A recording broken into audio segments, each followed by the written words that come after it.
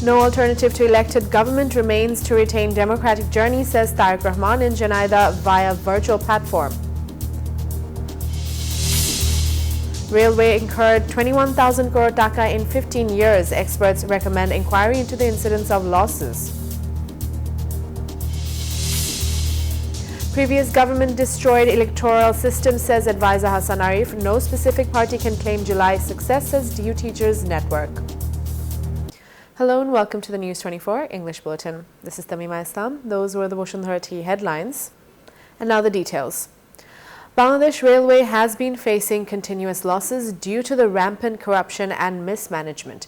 Over the past 15 years, allegations of embezzling 21,000 crore in infrastructure projects have emerged.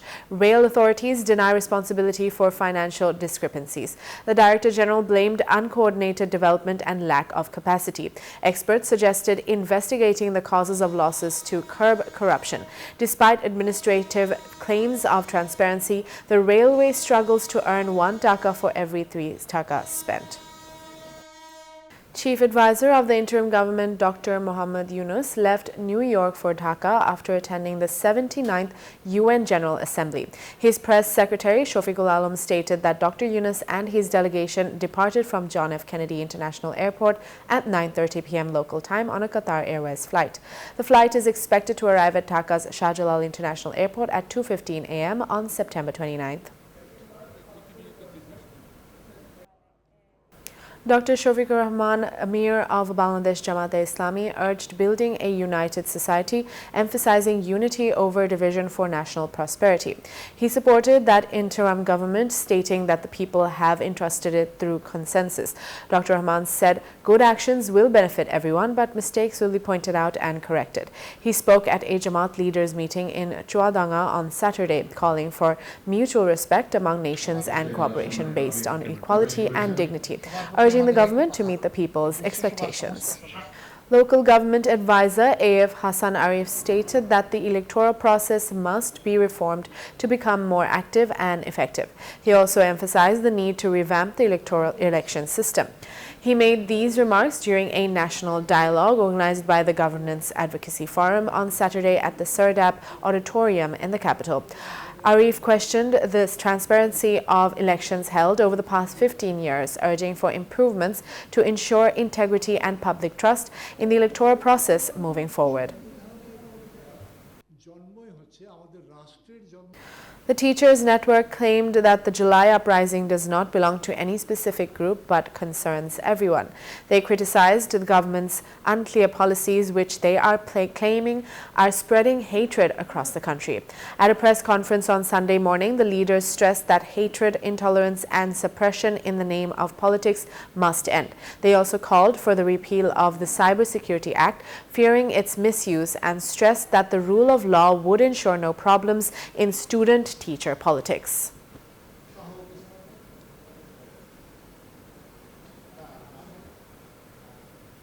Two more suspects in the murder case of Army Officer Tanzim Sarwan Nirjon have been arrested by joint forces in Cox's Bazar, Chakaria.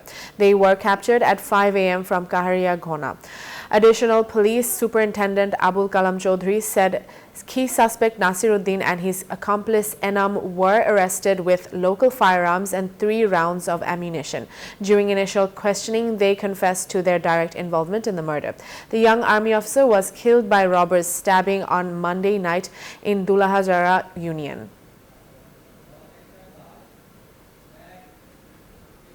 BNP acting chairman Tariq Rahman said there is no alternative to elected government for the sake of retaining democratic journey. He made the comment joining a public rally in Janaidah on Saturday afternoon via a virtual platform. He said people will not pardon anyone if the nation fails to pay proper respect to the August Revolution.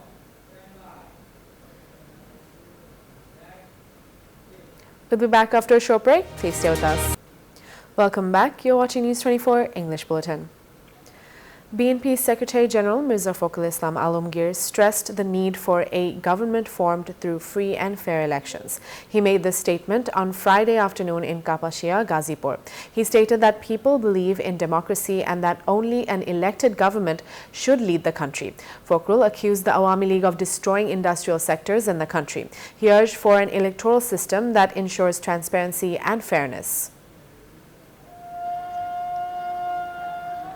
নির্বাহী কমিটির কয়েকজন বিশিষ্ট ব্যক্তিকে নিয়ে একটা সরকার গঠন করেছেন আমরা এটাকে বলছি অন্তর্বর্তীকালীন সদপ্তর সম্পাদক সোহেল আমরা করতালির মাধ্যমে অভিনন্দন জানাই বিপ্লবী সাংগঠনিক সম্পাদক মাসুম হোসেন একটি বিশাল মিছিল The number of dengue cases and deaths is rising across the country. By August, this year's dengue cases broke an 8-month record, and September's first 25 days have already surpassed previous records for infections and deaths. As dengue spreads, hospitals face growing pressure from patients. Authorities claimed they are prepared for treatment. Hospitals outside Dhaka are overwhelmed, with some setting up special wards. Doctors emphasize that awareness is crucial in combating dengue. So far, 143 people have died from the disease this year. 2 Indian nationals were detained by the border guard Bangladesh BGB after crashing through the Bhomra ICP gate in Shatkhira at high speed.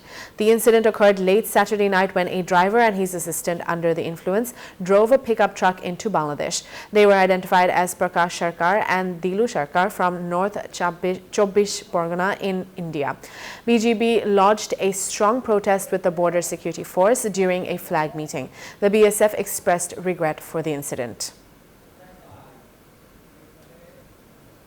That's all from the newsroom today. Thank you for watching News 24. Please stay with us.